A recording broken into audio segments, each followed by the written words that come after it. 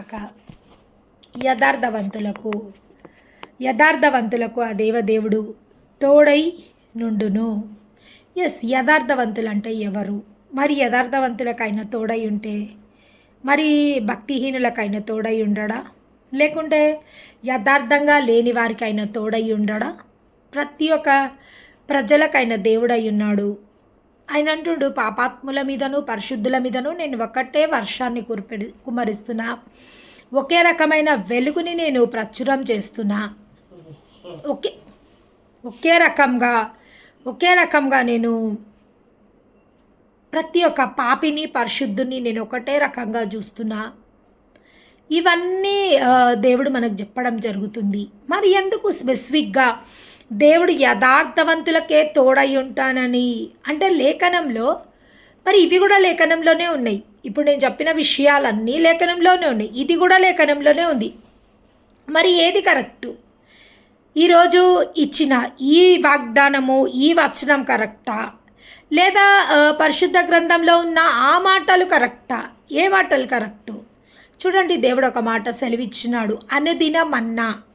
మన కోసము దేవుడు అనుదిన మన్నాన్ని సిద్ధపరిచిండు. అంటే ప్రతిరోజు మన కోసము ఒక ఏమంటారంటే ప్రతిరోజు మన కోసము ఒక మన్నా అంటే ప్రతిరోజు ఒక ఆహారము, వాక్యం అనే ఆహారంని దేవుడు మనిషి రొట్టె వలనే మాత్రము కాదు కానీ దేవుని నోటి నుంచి వచ్చు ప్రతి మాట వలన జీవించును. అంటే కేవలం మనిషి బ్రతకడానికి ఆహారం ఎంత అవసరమయ్యిందో దేవుని యొక్క మాటలు, దేవుని యొక్క వాక్యం కూడా. వాక్యం అనగా ఏంటి? దేవుని యొక్క మాటలు. అంటే మాటలతో కూడా మనిషి బ్రతకగలుగుతాడా? నిజంగా బ్రతకగలుగుతాడు. చూడండి, నిజంగా బ్రతకగలుగుతాడు. మనము గత కొన్ని సంవత్సరాల క్రితం విన్నాం. ఇప్పుడైతే దేవుని మహాకృపను బట్టి అటువంటి సిచ్యువేషన్స్ మనం వింటలేము. కానీ బోర్బావులలో పిల్లలు పడిపోయినరు అని చాలా విన్నాం మనము. బోర్బావులలో పిల్లలు పడిపోయినప్పుడు చాలా గాధంలో పిల్లలు ఉన్నారు, చాలా లోతులో పిల్లలు ఉన్నారు. కనీసము ఆ పిల్లలకు ఆక్సిజన్ అంటే పైనుంచి పంపిస్తారు, పై నుంచి ఆక్సిజన్, అది కూడా సమ్ ఎక్స్టెండ్ వరకే. భూమి కింద అసలు ఆక్సిజన్ లేదు భూమి కింద, సమ్ ఎక్స్టెండ్ వరకే. కానీ ఆ పిల్లలు నీళ్లు లేక, ఆహారం లేక, కట్టిక చీకట్లో వాళ్ళ స్వరము ఆ యొక్క మైక్రోస్కోప్ని ఆ యొక్క బోర్బావి లోపట వేసినప్పుడు వాళ్ళ యొక్క స్వరాన్ని వాళ్ళు బతుకున్నారని, వాళ్ళు అమ్మ అమ్మ అనడమా, అనడం అవన్నీ మనం వింటుంటాం. కొన్ని రోజులు కూడా వాళ్ళు ఆహారం లేకుండా కూడా దే విల్ వాళ్ళు సర్వైవ్ కాగలుగుతారు. ఎందుకు అంటే అక్కడ వాళ్ళు ఆ యొక్క మైక్రోస్కోప్ నుంచి మాటలు, తల్లి కానీ తండ్రి కానీ కొంచెం సేపు మాట్లాడుతుండరమ్మా పిల్లలతోటి. ఆ పిల్లలతోటి మీరు మాట్లాడుతున్నప్పుడు మీ పిల్లలకు మీరు ఇక్కడ ఉన్నారనే ధైర్యము మీ పిల్లలకు వస్తుంది. వాళ్ళు సర్వైవ్ కావడానికి ఎక్కువ అవకాశం ఉంటుంది అనేసి ఆ తల్లిని కానీ తండ్రిని కానీ మాట్లాడడానికి అవకాశం ఇస్తారు అక్కడ ఆ యొక్క సిబ్బంది.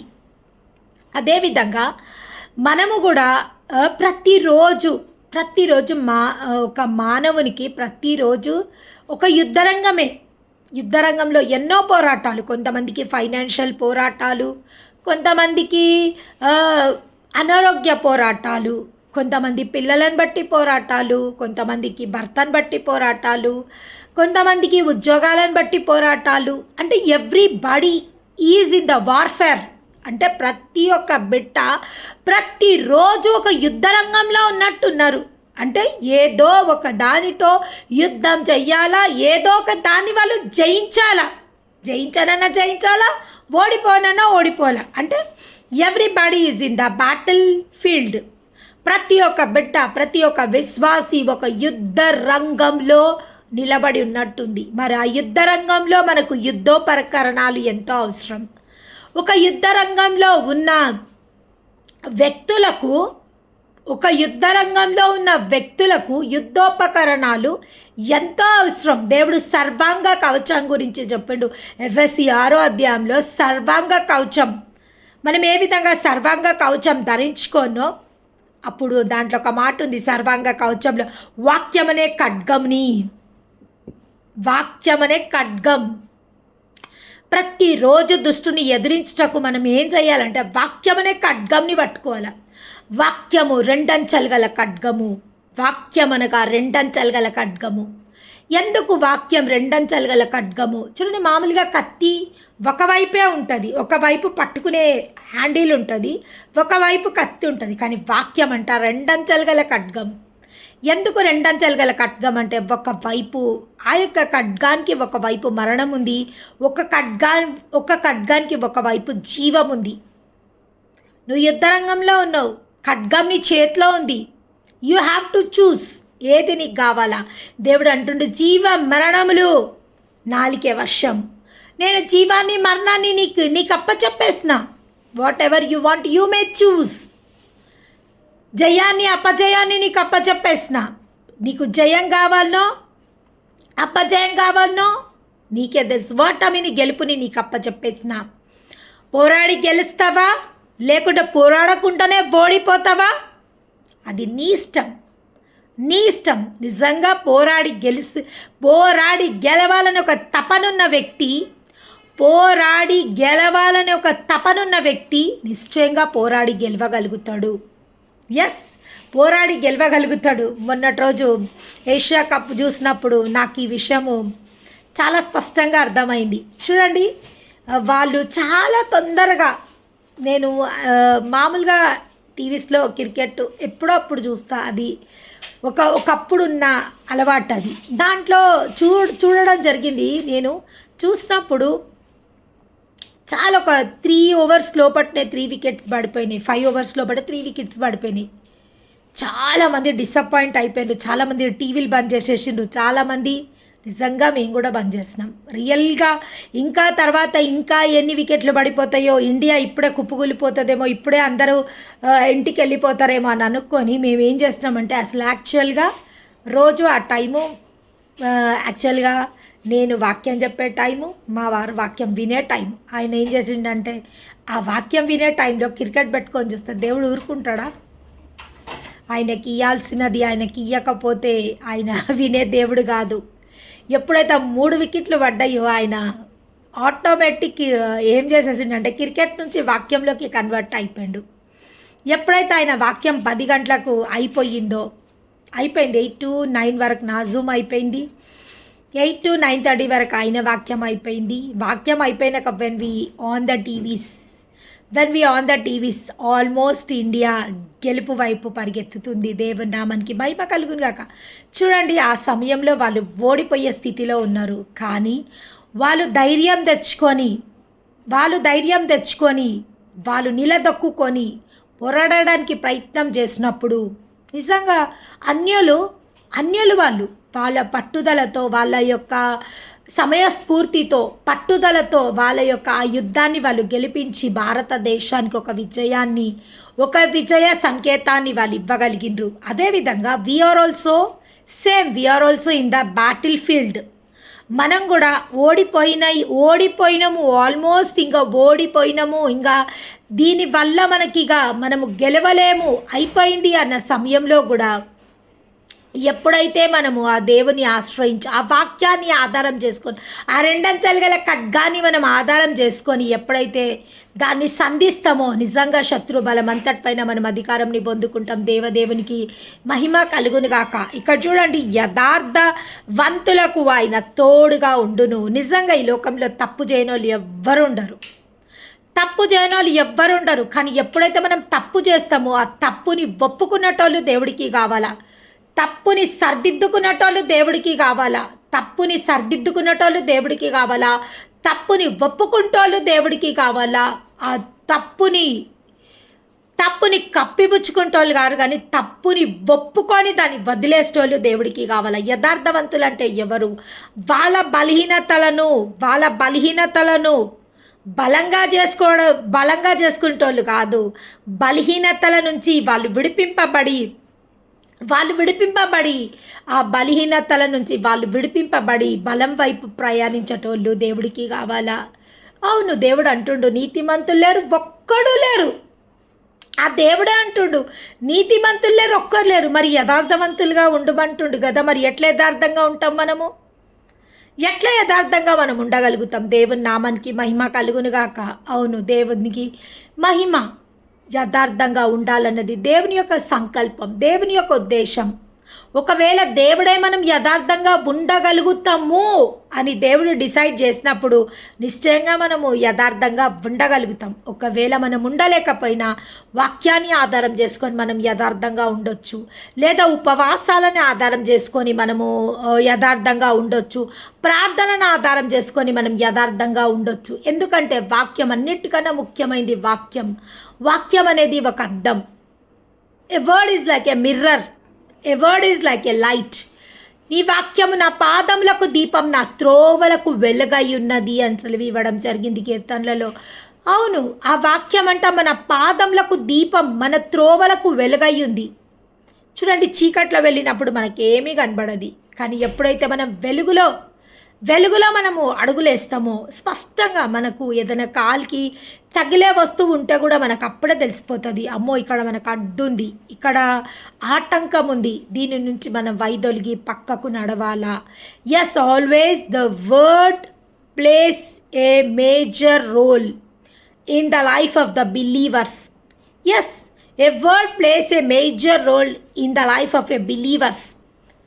మనము అద్దంలో మొహం చూసుకున్నప్పుడు మన మొహంలో ఉన్న ఏ విధమైన మచ్చలు, డాగులు, డబ్బలు కనబడతాయో వాక్యం దగ్గరికి మనం వెళ్ళినప్పుడు ఎక్కడ మనం పడిపోతున్నాము, ఎక్కడ మనం తప్పు చేస్తున్నాము, ఒకవేళ ఎక్కడ మనం సర్దిద్దుకోవాలనో the word itself indicates to అస్.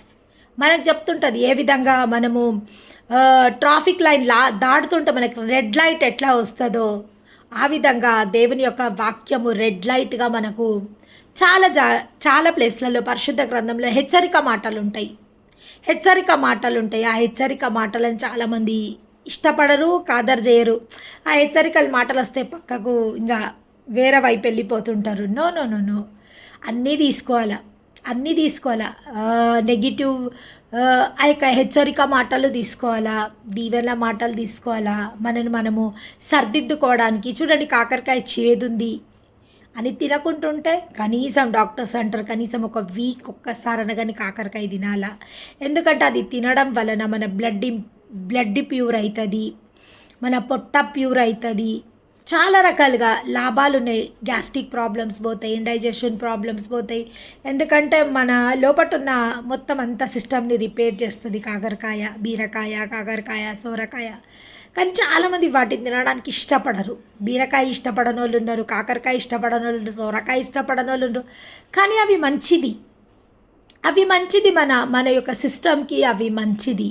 అదేవిధంగా అనేక రకాలుగా దేవుడు మనకి హెచ్చరికలు, నానా విధాలుగా హెచ్చరికలు దేవుడు మనకి ఇస్తుంటాడు. ఎందుకంటే దేవుడు మనని యథార్థంగా ఉంచాలని. ఆయన స్వరూపంలో, ఆయన పోలికలో మనని చేసుకున్న దేవుడు కేవలం ఆయన స్వరూపంలో, ఆయన పోలికలలోనే మనం ఉండడం కాదు, ఆయన గుణగణాలు, ఆయన గుణాతిశయములతో, ఆయన సుగుణాలతో కూడా మనం ఉండాలని ఆయన ఇష్టపడుతుండు.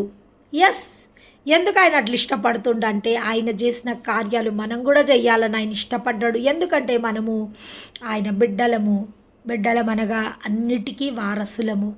ఆయన అద్భుతాలకు వారసులము, ఆయన ఆశ్చర్య కార్యాలకు వారసులము, ఆయనకు వరాలకు ఫలాలకు కూడా మనం వారసులమే. కానీ ఎప్పుడు ఇవన్నీ మనం పొందుకుంటామంటే ఎప్పుడైతే మనం యథార్థంగా ఆయన సన్నిధిలో నిలవబడ్డప్పుడు, యథార్థంగా ఆయన మన విషయంలో ఆయన బలా నమ్మకమైన మంచి దాసుడా అనేసి ఆ యజమానుడు, దేశాంతరం వెళ్ళిన యజమానుడు ఒకనికి 1 తలాంతు, ఒకనికి 2 తలాంతులు, ఒకనికి 4 తలాంతులు ఇచ్చి దేశాంతరంకి వెళ్ళిన ఆ యజమానుడు కొన్ని సంవత్సరాల తర్వాత దేశానంతరం తిరిగేసి వచ్చి మళ్ళీ వచ్చినప్పుడు ఆ 3 దాసులను పిలిచి మొదటగా 4 కాసులు ఇచ్చిన ఆ దాసునికి ఆ 4 కాసుల విషయంలో వివరం అడిగినప్పుడు ఆ దాసుడు అంటాడు, అయ్యా, నీ 4 కాసులతో నేను వ్యాపారం చేసి ఇంకొక 4 కాసులను సంపాదించుకున్నా అన్నప్పుడు, బలా నమ్మకమైన మంచి దాసుడా, నేను అనుకున్న దానికన్నా ఎక్కువగా నువ్వు ప్రయాసపడి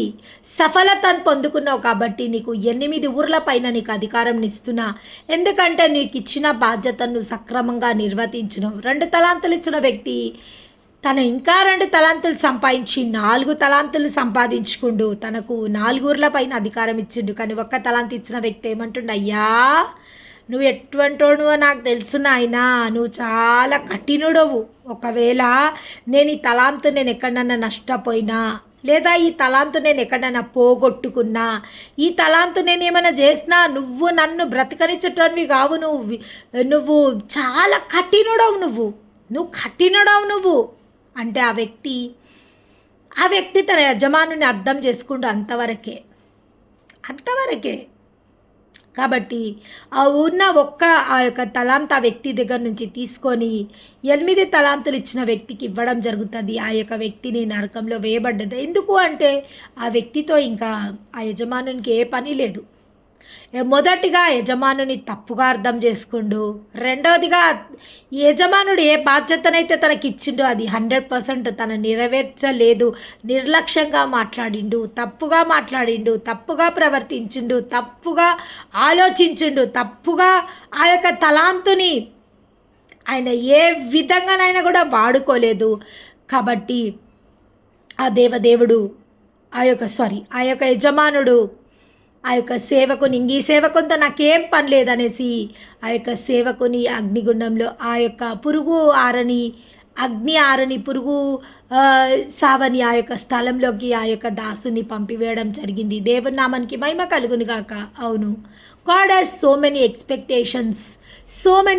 ఎక్స్పెక్టేషన్స్ ఫ్రమ్ అస్. దేవుడికి ఎన్నో రకాల ఎక్స్పెక్టేషన్స్ అంటే ఎన్నో రకాలుగా దేవుడు మన పైన ఆశ కలిగి ఉన్నాడు. ఎన్నో రకాలుగా మనము ఆయన కోసము, ఆయన రాజ్య వ్యాప్తి కోసము, మనము ఆయన బిడ్డల కోసము అనేక రకాలుగా మనము సహకారులుగా ఉండగలుగుతాము అనేసి దేవుడు అనుకుంటుండు. కానీ ఎప్పుడైతే మనం ఆ విధంగా ఉండలేకపోతున్నామో, ఆ విధంగా ఉండలేమో, నిజంగా ఆయన ఏమంటుంటాడండి, యథార్థవంతులకు నేను తోడై ఉంటాను అంటే యథార్థంగా లేకపోతే ఈజీ. దేవుడై ఉండడం వేరు, తోడై ఉండడం వేరు. చూడండి, ఒక భర్త స్థానం ఒక భార్య జీవితంలో చాలా విలువైన స్థానం. కేవలము ఆ భర్త తనకు ఒక పోషకుడిగానే ఉండడు, ఒక సంరక్షకునిగానే ఉండడు. కానీ ఇంకా అంతకన్నా ఎక్కువగా ఉంటాడు. ఒక తోడుగా, ఒక నీడగా, అంటారు వారి ఇరువురు ఏక శరీరంగా, వారి యొక్క ధైర్యము, భార్య ధైర్యం భర్త, భర్త ధైర్యం భార్య. అదే మనం ఒక హాస్టల్లోనో, ఒక స్కూల్లోనో, ఒక కాలేజ్లోనో ఉన్నాం. మనకు ఒక సార్ ఉంటాడు. ఆ యొక్క సార్ కూడా ఒక హాస్టల్ వార్డన్ ఉంటాడు. మనకు కూడా ఫుడ్ ప్రొవైడ్ చేస్తాడు, మన సెక్యూరిటీ కూడా చూస్తాడు, మనం కూడా ఎప్పుడు వస్తున్నాం ఎప్పుడు పోతున్నాం చూస్తాడు, క్రమశిక్షణలో మనకు ఉంచుతాడు, మంచి మాటలు మనకు చెప్తాడు, మనకు కావాల్సిన అక్కర్లన్నీ తీరుస్తాడు. కానీ ఆ వార్డన్కి భర్తకు తేడా లేదా? ఖచ్చితంగా ఉంది. కాబట్టి దేవుడు అనీతిమంతుల మీదను, నీతిమంతుల మీదను, పాపుల మీదను, పరిశుద్ధుల మీదను ఒకటే ఎండ, ఒకటే గాలి, ఒకటే కృప, ఒకటే కనికరంని చూపెడుతుండు. కానీ ఎవరైతే ఆయనకి ఇష్టలుగా ఉంటారో, ఎవరైతే యథార్థంగా ఉంటారో, ఎవరైతే ఆయన సన్నిధిలో తమ సిద్ధపరచుకుంటారో, వాళ్ళ జీవితంలో దేవుడు అనేక అద్భుతాలు, అనేక ఆశ్చర్య కార్యాలు, కంటికి కనబడని, చెవులకు వినబడని మహత్కార్యాలను, సూచన క్రియలను, అద్భుతాలను ఆయన చేయడానికి సిద్ధమైనాడు. అందును బట్టి దేవదేవునికి మహిమ కలుగునుగాక. మనం ఈరోజు అనుకుంటుండొచ్చు, అద్భుతాలంటే ప్రతి ఒక్కరికి అవగాహన ఏంది అంటే, పిల్లలు లేని వాళ్ళకు పిల్లలు పుట్టడం ఒక అద్భుతం, ఉద్యోగం లేని వాళ్ళకు ఉద్యోగం రావడం ఒక అద్భుతం, అనారోగ్యాలతో ఉండేవారికి స్వస్థత ఒక అద్భుతం. కానీ మనము ఆ నీతి సూర్యుని ఆయన యొక్క కుడి చేతిలో మనము పట్టబడి ఉన్నాము, అరిచేతుల్లో చెక్కబడి ఉన్నాము అంటే అదే ఒక మహా అద్భుతం. ఆయన కనుదృష్టి దివారాత్రంలో మనపై ఉంది అంటే అది ఒక మహా అద్భుతం. ఆయన కునుకక నిద్రపోక మనని కాపాడుతుండంటే అది ఒక మహా అద్భుతం. శత్రుబలం అంతటిపైన మనకు అధికారం ఇస్తుండు అంటే అదొక మహాకృప. నిజంగా ఇంతగా దేవుడు మనని హెచ్చించుటకు మనం ఏ పార్టీ వాళ్ళం కాదు. అయినప్పటికీ ఆయన బిడ్డలుగా, ఆయన వారసులుగా, ఆయన సొత్తుగా మనం చేసుకొని ఉన్నాడు. వారసుడు అనగా అన్నిటికీ వారసుడు. వారసుడు అనగా నేను కొన్ని సంవత్సరాల క్రితము ఒక ఫ్యామిలీ నాకు పరిచయం అయ్యింది. పరిచయం అయినప్పుడు వారికి పిల్లలు లేరు. ఆ ఫ్యామిలీకి పిల్లలు లేరు. అంటే ఎన్నో సంవత్సరాలు కాలేదు వాళ్ళకు. కానీ ఫస్ట్ ఒకసారి వారికి మిస్‌క్యారేజ్ అయిపోయింది. మిస్‌క్యారేజ్ అయిపోయిన తర్వాత అబ్బాయి క్రిస్టియన్, అమ్మాయి హిందూ. అరేంజ్ మ్యారేజే అయినా గానీ వాళ్ళు అంటే అమ్మాయి హిందూస్‌లో ఉంది, అబ్బాయి క్రిస్టియన్‌లో ఉన్నాడు. వాళ్ళకు చాలామంది పడనోళ్ళు చాలామంది ఉన్నారు. ఊర్లల్లో చాలా ఇవన్నీ ఉంటాయి. మంత్రాలు, తంత్రాలు ఇవన్నీ చాలా ఉంటాయి. కాబట్టి first something is happen. She got miscarriage అయిపోయింది తనకు. తర్వాత వాళ్ళు నాకు పరిచయం అయినప్పుడు ఆ యొక్క అమ్మాయి కోసం నేను ప్రార్థన చేయడం జరిగింది. తనకు చెప్పిన, అమ్మ నిజమైన దేవుడు యేసు ప్రభు, నువ్వు ఆయనను ఆశ్రయించు తల్లి, నిజంగా దేవుడు నీ జీవితంలో అద్భుతం జరిగిస్తాడు అన్నప్పుడు ఆ అమ్మాయి నమ్మింది. నిజంగా నమ్మింది. ఒక ఆరాధికురాలు, ఎట్లా చెప్పగలుగుతా నేను, ఆమె నిజంగా నమ్మిందంట. ఒక పెద్ద విగ్రహం యొక్క పట్టము ఊర్లో నుంచి తెచ్చుకుందంట పూజ చేసుకుంటా అనేసి. ఎప్పుడైతే నాతో మాట్లాడడం జరిగిందో తన ఆ పట్టము సజ్జ మీద పెట్టేసి ఇంకా దానికి పూజలు లేవు, ఏం లేవు. కానీ అది మాత్రం ఇంట్లోనే ఉంది. తర్వాత తనకు మళ్ళీ సెకండ్ మంత్ కంప్లీట్ కాగానే బ్లీడ్ స్టార్ట్ అయిపోయినప్పుడు పరుగున మా ఇంటికి రావడం జరిగింది. ఇట్లా నాకు అక్క బ్లీడ్ అవుతుంది అన్నప్పుడు నేను చాలా ఏడ్చిన. కొత్తగా అప్పుడే నేను కూడా దేవునిలో కొత్తగా అడుగులేస్తున్నా. ప్రభువా ఏంటిది, మళ్ళీ ఆ అమ్మాయికి మిస్‌క్యారేజ్ అయితే దేవునిపై నుంచి అమ్మాయికి నమ్మకం వెళ్ళిపోతుంది. అయ్యా నిజంగా నన్ను కరుణించయ్యా, నేను అసలు ఆమెకి ఏ విధంగా సమాధానం చెయ్యాలా? వద్దు తండ్రి, నీ నామానికి నేను అప్పుడు ఇట్లనే మాట్లాడుతున్నా, అయ్యా ఇది నీ నామానికి అవమానకరంగా అయిపోతుంది, నేను అవమానపరచబడితే, నన్ను అవమానపరిచితే వాళ్ళు నాకేం కాదు, కానీ నీ నామంని దూషింపబడద్దు నాయన, అద్భుతం చేయనప్పుడు దేవుడు నిజంగా చెప్పిండు, yes you can pray for her, lay your hands on her and pray. తన పైన చేతులుంచి ప్రార్థన చేయమని దేవుడు చెప్పినప్పుడు అమ్మాయి కూడా అన్నది, అక్క మీరు ప్రార్థన చేయండి, దేవుడు అద్భుతం చేస్తాడు, నాకు నమ్మకం ఉంది అని అన్నది. When God has instructed me one thing, ఒక్కటి దేవుడు నాకు చెప్పిండు, తన బాడీ పైన తావీస్లు చూసి ప్రార్థన చెయ్యి అన్నాడు. అమ్మో ఎందుకు ఇట్లా అన్నాడు అనేసి నేను డైరెక్ట్ తనకు ప్రేర్ చేద్దామని హ్యాండ్ తనపై లే చేయడానికి అనుభవం నిజంగా తనకు తావిస్తుంది. నేను అన్న, అమ్మాయి ఇది తీస్తే తప్ప నేను ప్రార్థన చెయ్యా అన్నప్పుడు సంతోషంగా అమ్మాయి తీసేసింది. వితిన్ 10 minutesలో తన బ్లీడింగ్ స్టాప్ అయిపోయింది. నేను అన్న, ఒకసారి వెళ్ళి స్కాన్ చేసుకో, ఎంతకైనా మంచిది అన్నప్పుడు స్కాన్ చేసుకున్నప్పుడు ఎవ్రీథింగ్ ఈజ్ పర్ఫెక్ట్. నవమాసాలు మోసి చక్కటి కుమార్తెను అన్నది. దేవుని నామానికి మహిమ కలుగునుగాక. తర్వాత తెలిసింది వాళ్ళ యొక్క రిలేటివ్సే తన కోసం ఏదో చేసిండ్రు. ఎందుకంటే తన కోసం నేను ప్రార్థన చేస్తున్నప్పుడు నాకు ఒక తేలు కనబడ్డది. నేను వాళ్ళకి చెప్పలేదు. అంటే తనకు మళ్ళీ విషప్రయోగం జరుగుతుంది కాబట్టి తనకు మళ్ళీ మిస్క్యారేజ్ అయ్యే అవకాశం ఉండే. కానీ దేవుని యొక్క శక్తి వల్ల తనకు మిస్క్యారేజ్ కాకుండా ఆ బేబీని తనకు దేవుడిచ్చిండు. తర్వాత నాకు బాబు కావాలక్క, బాబు అంటే నెక్స్ట్ టైం బాబు పుడతాడు, ఈసారి అయితే పాపతో సరిపెట్టుకో అన్నప్పుడు నిజంగా రెండోసారి కూడా బాబు పుట్టినాక తర్వాత నేను ఒక్కటే చెప్పిన, అమ్మ మీరు రక్షణ తీసుకోవాలా, ఖచ్చితంగా దేవుడు అనేక మేళ్ళు మీ జీవితంలో జరిగించు. ఊరికే దేవుని ఒప్పుకుంటే నడవది, దేవుని రక్తంలో మీరు కడగబడాలి. లేదక్క నేను మా ఆయన ఒకటేసారి తీసుకుందామని వెయిట్ చేస్తున్నా, వద్దు తల్లి అట్లా అనొద్దు. దేవుడు ఏ సమయంలో ఎవరికిస్తే వాళ్ళు రక్షణకు వెళ్ళిపోవాలా. ఖచ్చితంగా మీ ఆయనను ఒప్పించి రక్షణ తీసుకో అని అన్న. అట్లా 8 సంవత్సరాలు గడిపేసిండ్రు వాళ్ళు, 7 సంవత్సరాలు. రీసెంట్లీ ఒక 10 days క్రితం ఒక వార్త విన్నా. ఏంది అంటే అబ్బాయికి భయంకరంగా బ్రెయిన్ స్ట్రోక్ వచ్చింది. బ్రెయిన్ స్ట్రోక్ వచ్చి నరం చితిలిపోయింది. బ్రెయిన్లో నరం చితిలిపోయి ప్యారలైసిస్ అయిపోయి అసలు ఎట్లా అంటే ఆపరేషన్ చేసినా బతకడు. ఆపరేషన్కి ఒక 7 to 8 lakhs, 8 lakhs, 9 lakhs వరకు అయితే అయినా బతకడు, వేస్ట్. ఒకవేళ సర్జరీ చేసేటప్పుడే అబ్బాయి చనిపోవచ్చు లేదా కోమాలోకి వెళ్ళిపోవచ్చు. దానికన్నా బెస్ట్ ఎందుకు సచ్చే వరకు మీ ఇంట్లోనే పెట్టుకోండి, ఆయనకి ఎప్పుడు ఆయుష్ తీరితే అప్పుడు దేవుని సన్నిధికి వచ్చేస్తాడు అని డాక్టర్స్ అన్నారు. తీసుకెళ్ళండి, ఇంకా రోజు మీరు నిన్ను డబ్బులు పెట్టుకొని హాస్పిటల్లో ఉంచడము వేస్ట్ అని చెప్పిండు. కాలు చేయబడిపోయింది, నోరు పడిపోయింది, మొత్తం పారాలిసిస్ అయిపోయిండు. అసలు కదలలేని, మెదలలేని స్థితి. ఒక జీవక్షవంలాగా మారిపోయిండు. చూడండి దేవుడు హెచ్చరిక లేనిది ఏ కీడు తీసుకురాడని నేను ఎప్పుడు చెప్తుంటా. నేనొక్కటే ఈరోజు మళ్ళీ ఆ అబ్బాయిని ఇంటికి తీసుకొచ్చిండ్రంట. ఒకసారి ప్రే చేద్దామనేసి నాకు మాట్లాడమన్నప్పుడు తనకు మాటలు రావట్లేదు. కానీ చెప్పింది అర్థమవుతుంది.